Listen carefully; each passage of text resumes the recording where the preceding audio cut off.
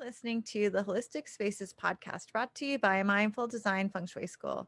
Episode 135 House Features to Watch Out For. Welcome to episode 135 of the Holistic Spaces podcast, where we hope to inspire, educate, and empower you to create your own holistic spaces that nurture and resonate with you. Angie Cho and Laura Morris are the founders of the Mindful Design Feng Shui School. Together, they have over 3 decades of experience designing harmonious living spaces. Laura and Angie have guided thousands of people to shift their energy and revitalize their lives. Mindful Design School offers feng shui courses and certifications. You can visit us at mindfuldesignschool.com. So, welcome everyone. Hey, Laura. Hey, how are you? Good. Things are Good. good. Happy August. It's still Yes, same August. to you. It is. Last time I Summer's almost checked, summer's almost over. it is. Yeah. Yeah. Um, we have one thing that we're gonna talk about before we get into today's topic, which we struggled with what to call it. We were gonna call it feng shui. What is it? Feng shui? No, home features that mean bad feng shui. Anyway, what we were gonna use the word bad, but we decided not to, because we didn't want to freak anyone out, because that's not what this is about. We are going to go over things that you might come across when you're learning or looking into feng shui that you've been told are bad feng shui. And so we're going to go through 3 examples, and we're going to talk about what they are, what Mhm. they mean, and how to fix them. And we're not going Cool. to get freaked out. Okay, but wait, It's going to be before we cool. do that, Yes, before we let's do tell that, them. we have to do our little pitch. So, Yep. um we would like to invite everyone, if you haven't already signed up for it and you're not already on our mailing list, and our newsletter list, that we are doing a webinar, a free workshop, an online workshop to teach you and show you how to set up your own bedroom using feng shui. And the focus is on, it's called Feng Shui Your Bedroom, Color, Crystals, and Plants. So using natural elements and colors, the right colors, and what that means, and how you can bring them into your own bedroom to really create that beautiful, nurturing space. And that is happening very soon, like August the 25th. So if you're not already on our list, and you're not, you haven't signed up for the newsletter, go to either the show notes here or go to our website, mindfuldesignschool.com, and sign up at the bottom of the homepage. Yeah, and this is going to just air a couple days before we do that webinar, so there's a good chance you'll be listening to this after the webinar, but no fear shui, like we're going to be talking about in a second. Don't fall into a fear mode. Don't get into FOMO. Uh, we're going to have it available, so just sign up for our mailing list, and Mhm. we'll be sending out a link to the replay. Um, for We'll send it out for a few weeks. So if you're listening, you'll definitely get a link to the free um, bedroom webinar. Exactly. Again, Yeah. it's called Feng Shui Your Bedroom. Colors, crystals, and plants. Everybody loves colors, All crystals, the and things we plants. love, All the all the good things. things, all the things. All the Exactly. things. So another all the things is our disclaimer again. We always really want to emphasize, don't come from a fear based approach. We discourage that. And we really want all of you to come from a place of abundance, of positivity, and Curiosity, yes, yes. more just trying to figure out and seeing how these things that we talk about in your home, that they actually become a learning tool and Mhm, a tool to make you become more aware of your own personal situation. mhm. And your home is talking to you, and what is it telling you? Basically, what's your home Yes. saying to you? And through challenges, we really grow. And your home may be telling you that you need to work on something. So Mhm. you may find one of these challenging house features um, that you want to watch out for in your home in regards to feng shui. But it's not the end of the world, because, especially in BTB feng shui, a lot of what we do is remedial. So we like to say we work with what you have, because moving is not always an option. In some very rare cases, we may suggest someone move, especially if like you're living in a rental or something. But we really want you to, yes, be aware of these challenging house features, and then notice that and have curiosity, like Laura said, about how or what it may say to you, and what is it telling you? What is this feng shui feature? What is your home telling you? Because that's what feng shui is about. It's about the energetics. And then we'll tell you some ways to work with it.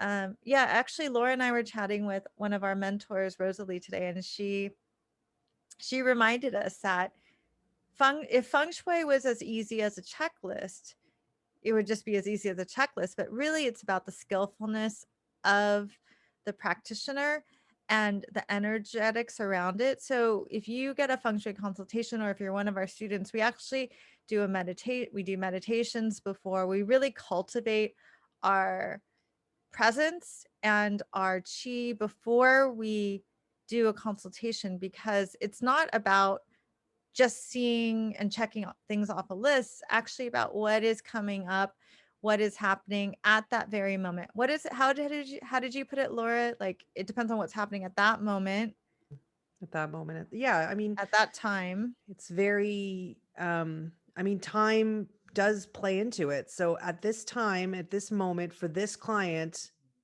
with this interaction that we're having, I would see something, or we would discover something, or we would focus on something, because that is what was coming up energetically. I mean, there are sometimes when you're, from what the client is telling you, again, you're working together, you're working in tandem, you're co-creating this. And when you have a really good energy and rapport with a client and you're going back and forth, you'll start to develop um, you know, I don't want to say a theme, like you kind of discover things, you're like, okay, this is coming together. And then, yeah, it takes you on a certain path, and you end up guiding them a certain direction, gently.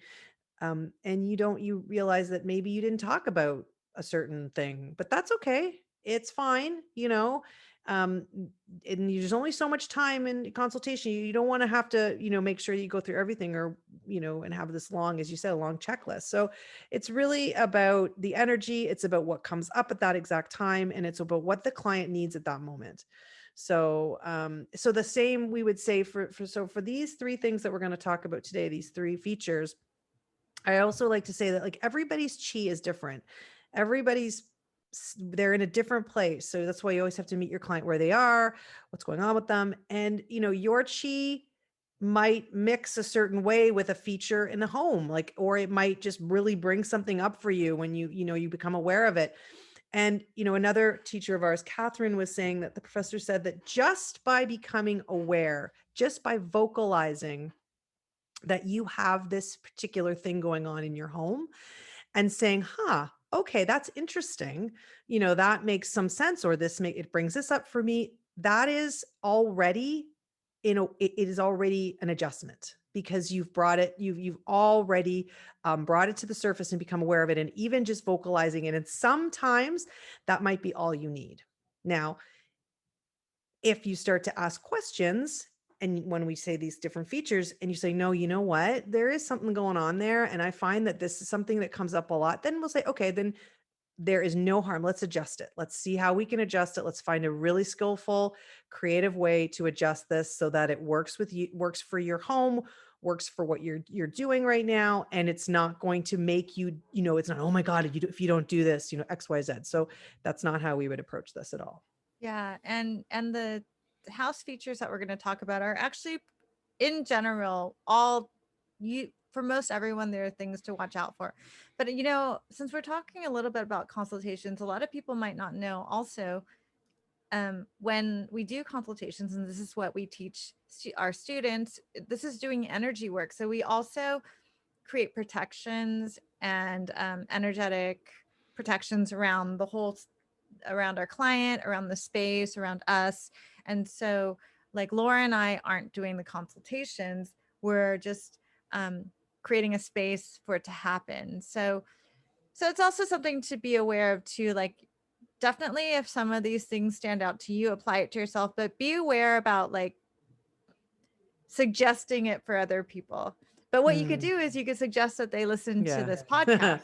Yeah. And now you'll know these three things. You're going to go, oh my God, you have that. Yeah, the Yeah. thing that people love to do is say, "Oh, yes, I think my sister, I think my best friend needs to do this." But you need to start with you and take care of yourself. But if you think someone may benefit from it, just say, "Oh, you can listen to this podcast." But I don't know about you, but when people say listen to this podcast, I never do. If they Yeah, send but me you like a don't, link or a yeah. YouTube link or something, go watch this video. I'm Yeah. like, Okay. I won't watch the I'm not video. gonna I might listen to a podcast though. It depends on the podcast, maybe. but I would. Yeah, it I would. I depends. And would. it depends on who it's coming from. But don't be one Yeah. of those, don't be it's not helping anyone. And it's also taking on other people's karma. So Yes. again, just worry about your own chi. So let's just jump into it, So yeah? let's go into it. All right.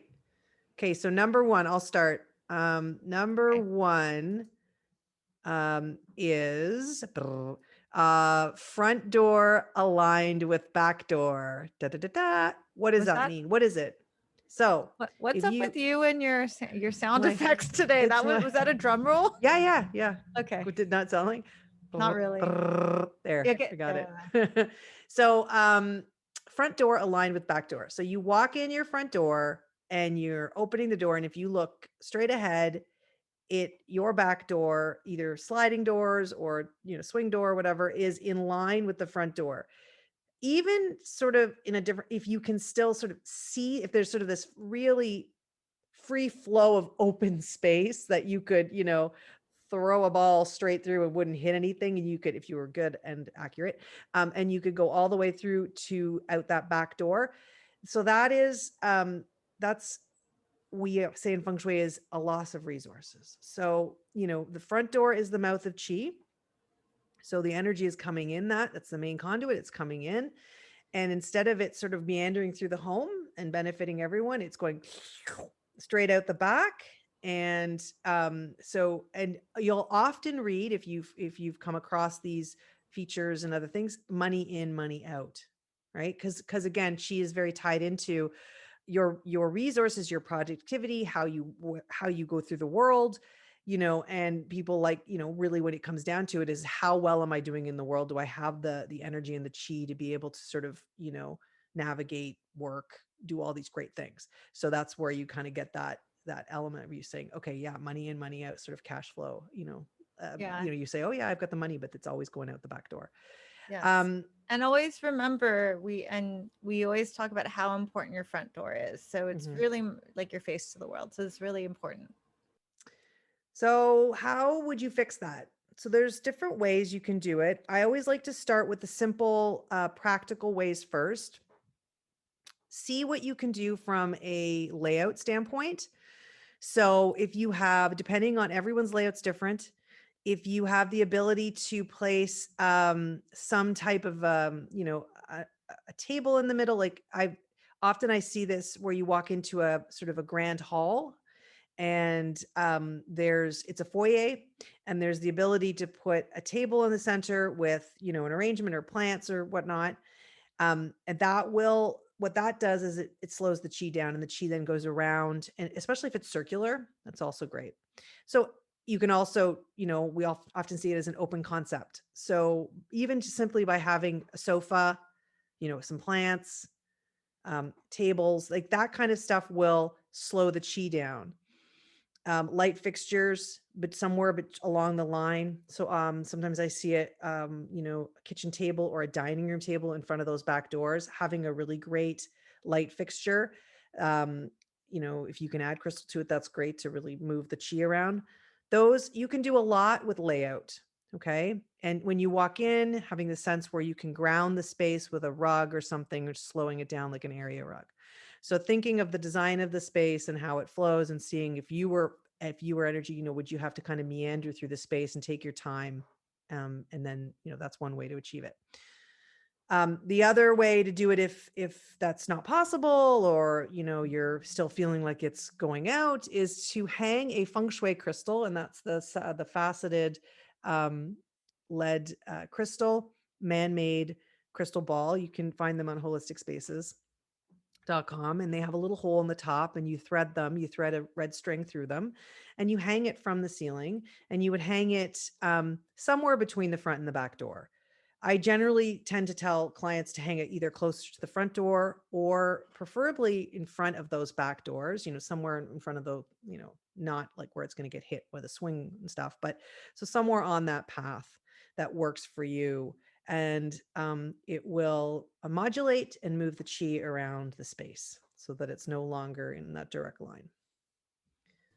Okay, cool. I'll go next. One um, pretty important house feature to watch out for. And we just had a podcast about bathrooms. So bathrooms in the wealth area. So you might want to refer back to that one to learn more. But also a bathroom in the center of your home is challenging. So the center of your home is right in the middle. If you have an odd shaped home, you'll have to work with someone to determine if that's the center. But in general, if you have a pretty regular shaped home, like a square or rectangle, it's pretty easy to find the center. And if the bathroom is in the center, what that means is that it's in the Tai Chi, which means that it's in the health area of your Bagua map. And it affects all the life areas all around it. So, the Bagua is, Ba means 8, Gua means areas. So it's 8 areas around a center. So the center is one of the most important spots in your home. Again, because it's like the center of a wheel. The center allows the wheel to turn and the spokes come off of it. So it really holds everything together. It's the pivot point. So if you have a bathroom in the center, it can mean, again, a loss of resources. So some simple ways to work with that. One is you can use the same faceted feng shui crystal ball, which is not like a quartz crystal. It's actually a glass crystal ball, and it should be at least 40 millimeters in diameter. And you can hang that in the center of the ceiling in the bathroom to bring more light and clarity and move the chi around that space. And the other option I would say is that you can put a large mirror on the outside of the door to energetically erase the bathroom. Mm-hmm. Yep. The last one we're going to talk about is having your staircase in line with your front door. So what does this mean? If you walk into your front door, again, all the things we said about the front door, opportunities, mouth of chi, important part, your voice to the world, how you show up in the world, but also where all of the energy is coming through, opportunities, etc. So when you step in, if it is close to the front door, and this is where, different theories and different, you kind of have to use your gut here, but generally it's if it's closer than twice the height of the tallest person is one reference. I like to use like 9 feet because we like 9. But I think everyone needs to really get a feeling, because sometimes they can be really large staircases that fan out at the bottom, or there's a real feeling or that of this imposing staircase when you walk in. So see how it feels, but generally you'll get a sense like, oh, you know what, this is actually pretty close, and it's like one door or sometimes double doors. And so what that means, again, back to loss of resources. So all the things we said around the front door, back door, it's similar. So staircases are parts of the home that, it's ups and downs. Energy moves up and down, and it moves, it's slightly unstable. So the chi either runs down the stairs, but mostly it's sort of, it's a place in a way that creates an area in your home. And if you talk about the Bagua, where it's one area that isn't solid, it's like up and down, it's different levels. And so it creates this little hole. So, having the energy just kind of comes in and it either goes down those doors out the front door, or it sort of stumbles up the stairs and isn't able, again, same idea as the front door alignment, isn't able to meander, isn't able to move throughout the entire space. Because the idea behind chi and energy is you have it come in. First of all, let's hopefully you've done some lovely work on the outside, and we've talked about doors and kind of coming up to the doors many times.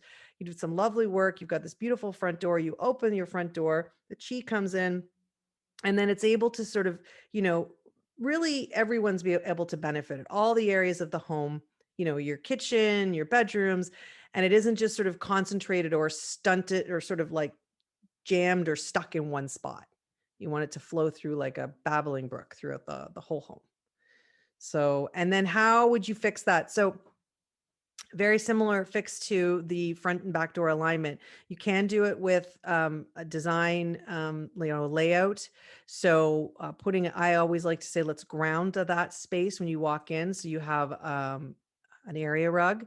Mirror works really well on one side because it ends up, expanding and moving the chi around. Opening the space up to pulling the chi away from that, that staircase. And then light fixture is really great, especially a light fixture that has crystal in it. And if you can't do that, then just simply use that same crystal ball that we talked about, that Angie talked about, that I talked about for the other ones, hanging it halfway between the bottom step and the front door, somewhere there that works. Every ceiling is different. Every house is going to be different. And, you might be listening going, but my ceilings are really high. And no, no, no. So in that case, you're going to have to use furniture. You're going to have to get creative. Can you put in a console? Can you put in some artwork? Can you put in something that allows the eye and the energy to travel around rather than having the focus be on that staircase? And that is the 3 points. And that's it. Those are But three. remember, no fear. No Shui. fear. What was that? Do you remember, like, in the 90s there was like a skating company No that's fear. No Fear. Wasn't Oh it yeah, it that? was called No Fear. No Fear, guys. Remember that. All right. For all you No skaters out there. fear.